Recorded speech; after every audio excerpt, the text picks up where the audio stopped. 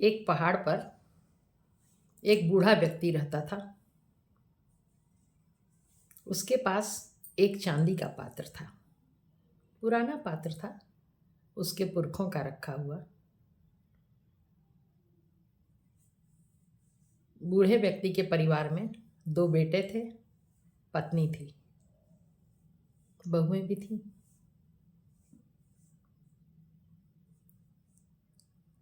वह चांदी का पात्र पड़ा ही हुआ था, उसे कभी भी उपयोग में नहीं लिया जाता था। बूढ़ा व्यक्ति सोचता था कि कोई विशेष व्यक्ति आए तो इस पात्र का उपयोग करूं। एक बार एक संत घूमते घामते उनके घर आए।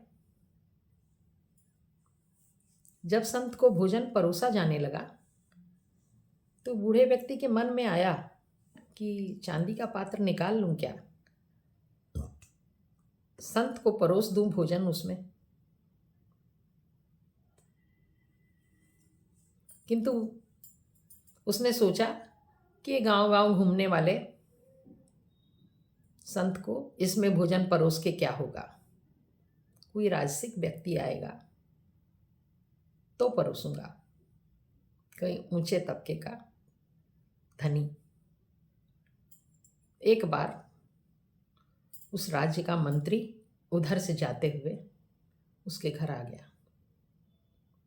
उस दिन मंत्री को भोजन कराना हुआ बूढ़े व्यक्ति को। उस दिन भी बूढ़े व्यक्ति ने सोचा कि मंत्री तो राजसी व्यक्ति है, इसे परोस दूं क्या चांदी के पात्र में।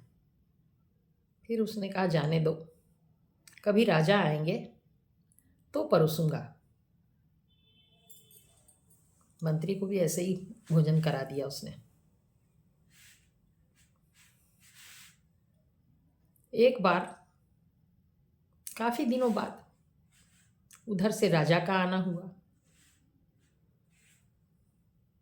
राजा भी इस व्यक्ति के घर में आया, किंतु उस वक्त राजा की स्थिति ये थी कि वह शत्रु राजा से अपने राज्य के कुछ हिस्से हार गया था, यानी उसकी स्थिति कुछ कमजोर हो गई थी। बूढ़े व्यक्ति ने फिर सोचा कि राजा तो आ गए हैं, मैंने सोचा था कि चांदी के पात्र में राजा को भोजन करा दूं, किंतु अभी तो राजा कमजोर परिस्थिति में है, कोई मजबूत परिस्थिति वाला आएगा तो उसे इस पात्र में भोजन कराऊंगा। राजा को भी ऐसे ही भोजन करा दिया उसने। राजा जी भी चले गए। इसके कुछ दिनों बाद बूढ़ा व्यक्ति मर गया। इस पात्र के बारे में बेटों को भी पता नहीं, बहुओं को भी नहीं और पत्नी को भी नहीं। ये पात्र बूढ़े ने अपने ही सामानों में रख रखा था। जब सारा सामान निकाला गया तो चांदी का पात्र तो पुराना होने से ऐसे ही रखा हुआ काला काला सा हो गया था, गंदा सा पात्र।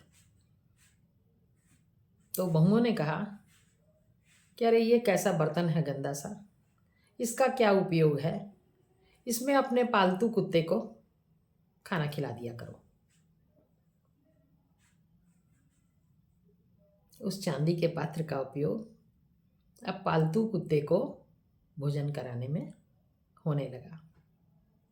आप देखिए, समय से वस्तु का उपयोग नहीं होने से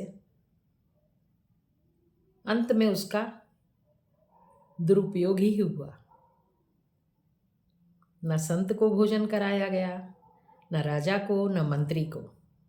अगर उस समय भोजन के लिए वह पात्र निकाला जाता तो बहू बेटों और पत्नी को भी उस चीज़ का ज्ञान हो जाता कि ये चीज़ हमारे घर में है।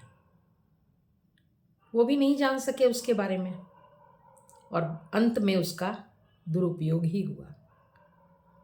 तो अपने पास की जो प्राप्त वस्तुएं हैं, जो हैं हमारे पास, उनको समय से हमें उपयोग कर लेना चाहिए, अन्यथा वो बेकार ही हो जाती हैं और जानकारी के अभाव में हो सकता है उनका बिल्कुल ही मिसयूज़ हो, दुरुपयोग हो। समय से सभी वस्तुओं को उपयोग करने से उसका फ़ायदा हम ले सकेंगे। रखे रहने से कोई फ़ायदा नहीं।